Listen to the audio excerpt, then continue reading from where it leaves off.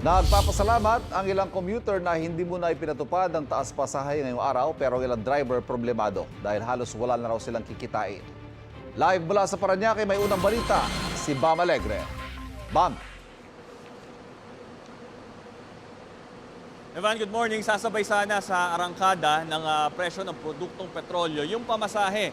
Pero tinapakan muna ng Malacanang ang preno. Kaya alamin natin yung pananaw ng ilang mga commuter, pati na rin mga driver dito sa PITX.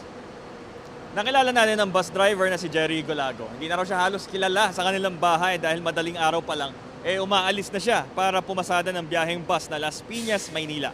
Pero kahit buong araw siyang nagmamaneho, tila napupunta lang sa wala. Sa taas ng krudo, halos wala raw siyang kinikita. May isa pang bus driver tayo nakilala naman, probinsya yung kanyang ruta, San Fernando, Pampanga hanggang Olongapo, Zambales. Siya si Rick Hebron. Isinasakripisyo na rin niya yung oras niya kasama ang pamilya para lang kumita ng mas malaki. Sa mga commuter naman, nakilala natin si Nelsie Villanueva na swerte na nakapag-book ng biyaheng Baguio bago pa tumaas yung pamasahe rito. Dahil bago yun naabutan ng mega oil price hike. Pero hindi nila alam kung kailan pa sila makakaulit ng pasyal na magkakaibigan, lalo at kailangan na maghigpit ng sinturon. Ang isang empleyado naman na si Girlie Ulidan, naiintindihan na chain reaction ang taas presyo sa ilang bilihin. Nagpapasalamat siya pansamantalang pinahinto ang fare hike, pero alam niyang pangmatagalan ang epekto nito at kailangan niyang magtipid pa. Pakinggan natin ang kanilang mga pahayag.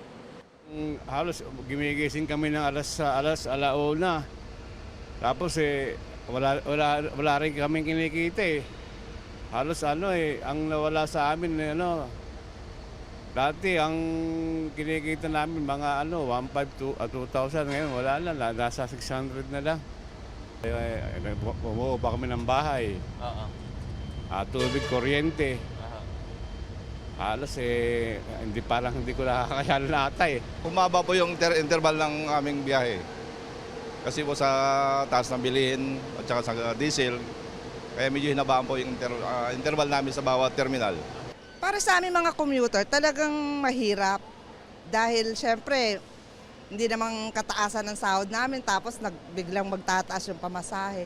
Syempre napakahirap sa amin. 'Di ba mga commuter? Wala tayong choice . Kailangan magkumayod. Malaking epekto po sa amin 'to . Kung lahat ng apektado, mga bilihin at saka imbes na makatipid kami sa pag-commute, ang laki po ng gastos para sa amin. Ako naglalakad na lang . Ivan, habang hindi pa nga may taas o may sabay yung pamasahe, yung ginagawang discounting ng ilang mga bus company, sinusulit yung biyahe, hinahabaan nga yung gaps between the trips. So ito ang unang balita mula rito sa PITX. Bam Alegre para sa GMA Integrated News. Kapuso, huwag magpapahuli sa latest news and updates. Mag-iuna ka sa balita at mag-subscribe sa YouTube channel ng GMA Integrated News.